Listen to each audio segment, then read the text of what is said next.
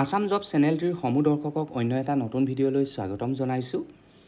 আপোনালোকে হয়তো আমাৰ ভিডিঅ'টোৰ থাম্বনেইল দেখি গমেই পাইছে যে আজি আমাৰ ভিডিঅ'টো কিহৰ ওপৰত হ'ব। আজি আমি এই ভিডিঅ'টোত আলোচনা কৰিম অসম স্বাস্থ্য বিভাগৰ যি বৃহৎ নিযুক্তি ওলাইছে 2008টা পদৰ, তাকো তৃতীয় শ্ৰেণী আৰু চতুৰ্থ শ্ৰেণীৰ যি খালী পদ ওলাইছে সেই বিষয়ে আপোনালোকক অৱগত কৰিম। গতিকে ভিডিঅ'টো আমাৰ শেষ পৰ্যন্ত চাব, কোনো ধৰণৰ স্কিপ নকৰাকৈ চাব, তেতিয়াহে আপোনালোকে আচলতে এই চাকৰিকেইটা কেনেকৈ এপ্লাই কৰিব পাৰি সেই বিষয়ে অৱগত হ'ব। যি কি নহওক, আজি ভিডিঅ'টো এতিয়া আৰম্ভ কৰোঁ আহক। গতিকে প্ৰথমটো পোষ্ট হৈছে গ্ৰেড 3 টেকনিকেলৰ পোষ্ট। ইয়াত নাম্বাৰ অফ পোষ্ট অৰ্থাৎ পদৰ সংখ্যা হৈছে 1031টা। ইয়াত আপোনালোকৰ পে স্কেলটো ধৰা হৈছে 14,000ৰ পৰা 60,000ৰ ভিতৰত, আৰু গ্ৰেড পে আপোনালোকক ইয়াত ধৰা হৈছে 6,800, অৰ্থাৎ আপোনালোকৰ দৰমহা 27,000ৰ পৰা 28,000ৰ ভিতৰত হ'ব।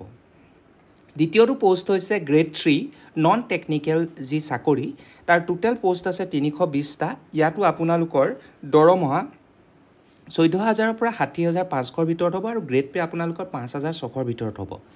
আৰু গ্ৰেড 4ৰ যি পোষ্ট ওলাইছে তাৰ টোটেল নাম্বাৰ অফ পোষ্ট হৈছে 657, অৰ্থাৎ 657টা।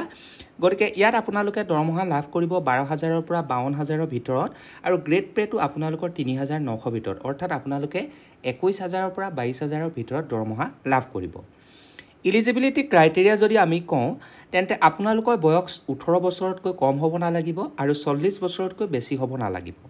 কিন্তু কিছুমান category wise upper age limit relaxation আছে, অৰ্থাৎ আপোনালোকৰ বয়সৰ কিছু ৰেহাইৰ ব্যৱস্থা আছে according to the government rule. সেইটো হৈছে OBC আৰু MOBC 3 বছৰ, ST SC 5 বছৰ, PWD 10 বছৰ। গতিকে নেশ্যনেলিটি হ'ব লাগিব ইণ্ডিয়ান চিটিজেন।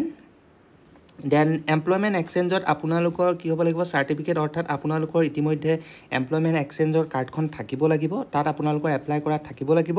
এপ্লিকেশ্যন ফিজ কোনো ধৰণৰ ইয়াত লোৱা হোৱা নাই। গতিকে আপোনালোকৰ যদি কিবা আপোনালোকৰ কুৱেৰি থাকে, কিবা জানিবলগীয়া থাকে, তেন্তে ইয়াত নাম্বাৰ এটা দিয়া হৈছে 7977259728। সেই নাম্বাৰটোত আপোনালোকে যোগাযোগ কৰিব পাৰিব সোমবাৰৰ পৰা শনিবাৰৰ ভিতৰত, ৰাতিপুৱা 10 বজাৰ পৰা গধূলি 6 বজাৰ ভিতৰত। গতিকে কিবা আপোনালোকৰ জানিবলগীয়া থাকিলে সেই নাম্বাৰটোত কল কৰিব। আমাৰ এই ভিডিঅ'টোৰ ডেছক্ৰিপশ্যন বক্সতো আমি সেই নাম্বাৰটো দি দিম।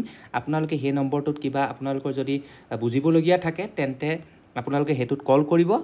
আৰু আপোনালোকে যেতিয়া এই চাকৰিটো এপ্লাই কৰিব, অৰ্থাৎ DME, এই DME যিটো জব যি তিনিচুকীয়া ডিষ্ট্ৰিক্টত ওলাইছে, তিনিচুকীয়া মেডিকেল কলেজৰ বাবে, তাত এপ্লাই কৰোঁতে আপোনালোকে কি কি দিব লাগিব সেইটো মই কৈ দিছোঁ। প্ৰথমতে আপোনালোকে পাছপৰ্ট চাইজ ফটোগ্ৰাফ এখন 50 KBৰ ভিতৰত আপোনালোকে কি কৰিব লাগিব, ডাউনলোড কৰি ল'ব লাগিব বা ফটো তুলি ল'ব লাগিব। তাৰপিছত আপোনালোকে হাইটটো ৰাখিব লাগিব 250ৰ পৰা 320 পিক্সেলৰ ভিতৰত, ৱাইডটো 150ৰ পৰা 220 পিক্সেলৰ ভিতৰত ৰাখিব লাগিব।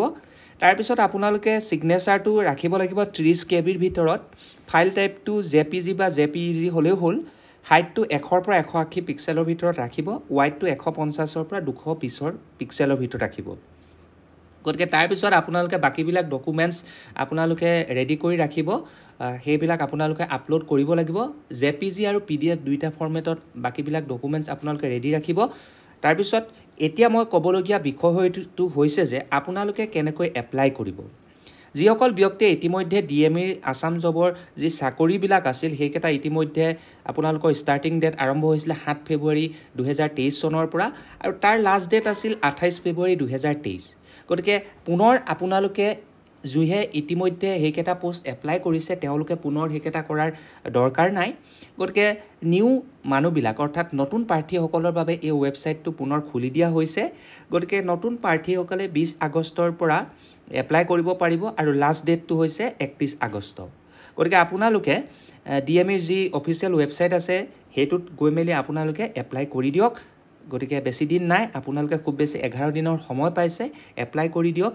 আৰু এতিয়া কৈ থৈছোঁ যে এই চাকৰিটো আপোনালোকৰ আচলতে তিনিচুকীয়া চিকিৎসা মহাবিদ্যালয়ৰ চাকৰিৰ বাবে লোৱা হৈছে, গ্ৰেড 3 আৰু গ্ৰেড 4ৰ বাবে। কিবা যদি সহায় থাকে তেন্তে এই অফিচিয়েল নাম্বাৰটো মই দিয়ে দিছোঁ, সেই অফিচিয়েল নাম্বাৰটোত আপোনালোকে কণ্টেক্ট কৰি ল'ব। ইয়াকে কৈ আজিৰ ভিডিঅ'টোৰ পৰা আপোনালোকৰ পৰা সামৰণি মাৰিছোঁ। পুনৰ এনেকুৱা ভিডিঅ' লৈ আপোনালোকৰ ওচৰত হাজিৰ হ'মহি। ধন্যবাদ। জয় আই অসম।